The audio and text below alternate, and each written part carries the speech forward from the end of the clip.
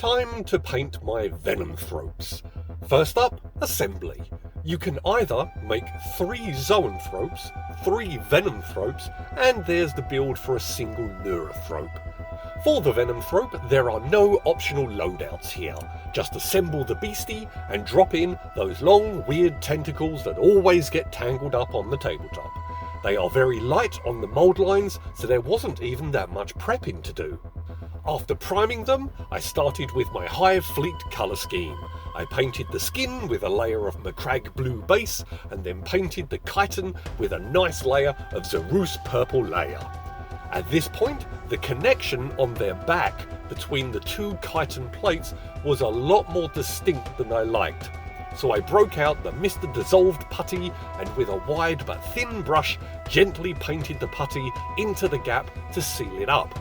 Once dry, another layer with a fine tip brush finished the job. So I added a little more purple over the putty and started using white scar to paint the vents, the gills and the feeder tendrils. As to the Venomthrope themselves, for just 2 extra points and the loss of the shooting aspect of their toxic lashes, they have gained 3 move and an extra point of weapon skill, ballistic skill, strength, toughness, wounds, armour and an extra 3 attacks each. They've kept the -1 to hit aura. They do a mortal wound on a 3+ rather than a 5, and they can also stop units from falling back on a 4+, and they always wound on a 2+. Wow, these guys were just for my fluff lists, and were largely the defenders of my Tyrant Guard and the Swarm Lord when we had Crusher Stampede.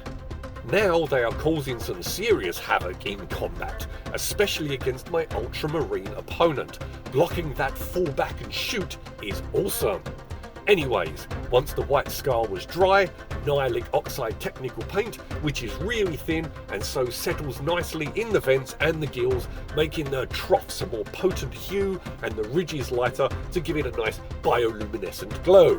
And then a layer of Nuln oil washed all over the main body, ignoring the tentacle tips because those are going to be left very pale, and also no Nuln oil in the main vents as I want them looking much more incandescent.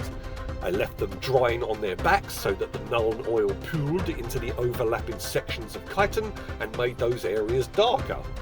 Once this was dry, Imric Blue Dry loaded up on my dry brush, that's weird, and then painted on the tail tip and the ends of the feeder tendrils and those monster tentacles.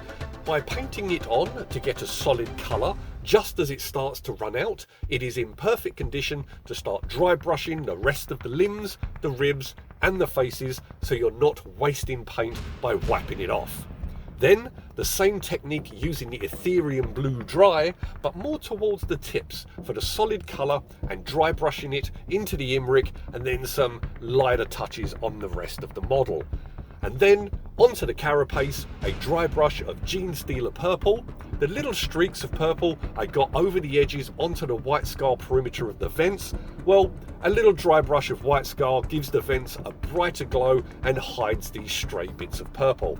And finally, keeping going with the white scar to dry brush the tentacle and feeder tendril tips. And then a dab of extra Nuln oil in the eye sockets to bring out the brightness of the delicate dab of mood green I applied. And where it went a little astray because of an unsteady hand, Abaddon Black to tidy it up. And lastly, on a whim, I added a layer of Nihilic Oxide on the feeder tendrils to make them glow, and a delicate dry brush of white scar on the tips. This is the first thing I've painted with feeder tendrils, so why not make them stand out a little? And now, onto the base. Some 1/4 inch larger pieces glued in place, and then a layer of Elmers painted around, and then a sprinkle of 1/8 inch slate stone gravel that I pressed down to ensure the pieces were embedded in the glue. Once it was totally dry, invert the model, tap the base to shed any loose pieces, and lastly, varnishing. A quick squirt of Army Painter Anti-Shine from every angle from about a foot away, and then a little close-up blast on the gravel to help lock it in place. And here are my Venomthropes. Quick, durable, toxic tar pits that obscure the air around them, hampering ranged fire, but they also have viciously effective close-quarter attacks.